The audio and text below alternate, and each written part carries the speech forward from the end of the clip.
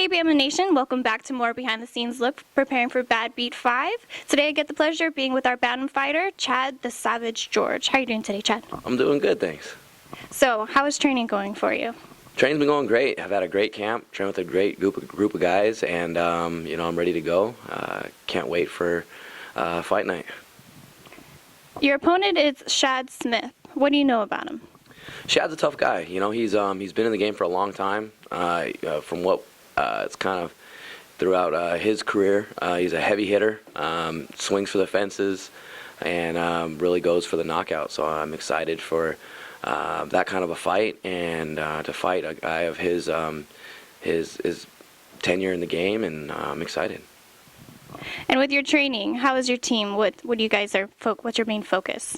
Well, I train at the PKG Training Center in Los Angeles, and we have a great group of guys. I mean, we have strikers, we have boxers, kickboxers, wrestlers, grapplers, a little bit of everything, and our whole entire camp are guys that are my weight class. So I'm able to get a little taste of every aspect of the game, and so wherever Shad wants to bring it, I'm more than happy to go. Chad, the last two fights that you fought in, you're victorious. One was for Badbeat 2, and the other one was in New Zealand. Can you talk about those fights? Yeah, I had a couple of really good fights, my last couple, so I'm feeling great about those. My last fight was in New Zealand. I fought, actually I went out there and I fought their national champion. Won that fight by knockout, so that was great. I got to finally showcase what my hands are capable of doing, and so that was something that was long awaited. And just before that, I also fought a Badbeat 2, right home, which is always great. And I fought a tough wrestler, Bobby Sanchez, and I was able to pull off a submission in that fight also. So my last two fights, I'm able to show a little bit of how well-rounded I am, and ready to, do it again coming up. And how does it feel to be making your way back into the Badbeat cage? Oh, I'm excited. It's back here in LA. I love fighting in front of my family, my friends, my fans, right here in my hometown. I mean, it doesn't get much better than that. I've been fighting out of here for a long time, and Badbeat's a great local promotion to fight for. So it's an incredible feeling to be able to fight back home again. And being that it's kind of in your backyard, does it help you in your fight, or do you kind of tune out the audience? Fighting in my backyard absolutely helps. There's nothing more than hearing your crowd going nuts. I have an amazing support system. I have an amazing following here in LA, and I'm so thankful for the amount of support that I get. And I really do. When I fight for everybody that's there for me. Chad, how has social media affected your career? It's actually been great, through Twitter and Facebook and all the other kind of little sources that are out there, and through the documentary. I've been getting emails, I've been getting tags and all that stuff from around the world, from people that have said that my story and my career has really inspired them and helped them. So it really, it's helped a lot, with building a fan base and getting my story out there, and connecting with the average fans, and it's a great experience. Now, has the impact they've made on you really altered your career as well, or is it just nice to hear about it? I really do think that it's impacted me as well. The growth that I've made as a person, as a fighter, has been tremendous. It's interesting to see yourself grow, especially coming from when I first started in the sport. I mean, it's a long time ago. I've been in the game for a while now, and I'm a different person altogether. I'm a different fighter. I'm a different person. I've really matured in the sport, and it's been great. And what some people may not know is that you're also opening up your own clothing line. Do you want to talk about that? Yeah, I actually do have a clothing company called Soul Expression Attire.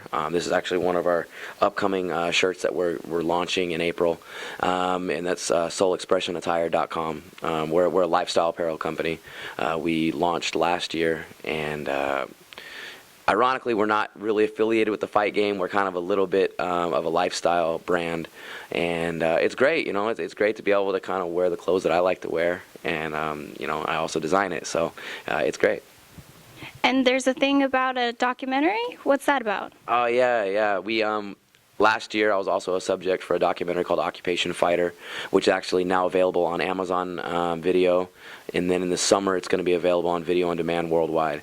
It was a full-length feature film that was an incredible process. The director, Andre Enzensberger, had an incredible vision, and it was really, as far as we're concerned, a true in-depth look at what we go through inside and out of the ring, not just the fighting, but as people and the actual lives that we live. So it was an incredible journey for the film, and we've gotten incredible feedback from the people that have seen the film and have watched it. And so now we're just trying to get it out there so the world kind of knows the real look of what we are and what we do. For people trying to explore more about MMA, is it going to be focused just on the MMA part, or is it also about you as an individual, your life into it? The film? Yeah, the documentary.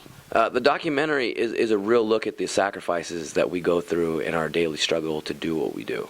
There's still a stigma behind the fact that we're uneducated, we're guys, barbarians that just like to punch each other in the face and beat each other up, which anybody that's involved in the sport knows that that's not near what we actually are. A lot of us have degrees.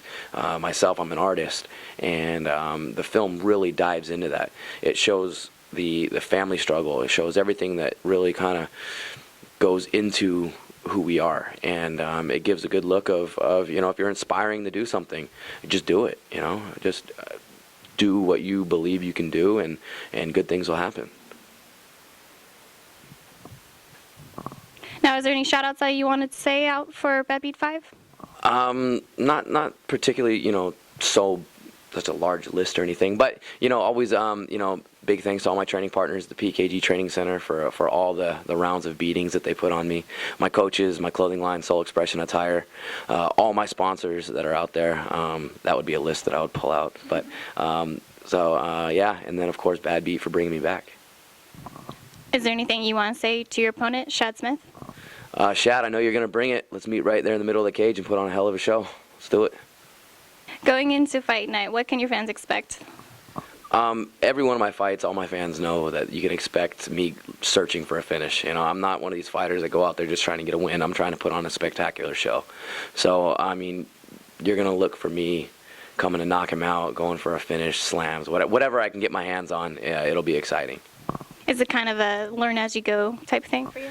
No, I think just the way that I fight is just go, go, go, go, go. And so it's not really a learn-as-you-go, more as, the longer it goes, you're going to get finished. All right, Bama Nation, this wraps up our interview with Chad George. Chad, it really has been a pleasure to get to know you a little bit more and to know about your documentary and what you're doing just outside of fighting as well. It's been a pleasure. Thank you. It's been fun. I'm Chad the Savage George. Come see me fight Badbeat 5 March 16th when I take on Shad Smith. Can't wait. See you there.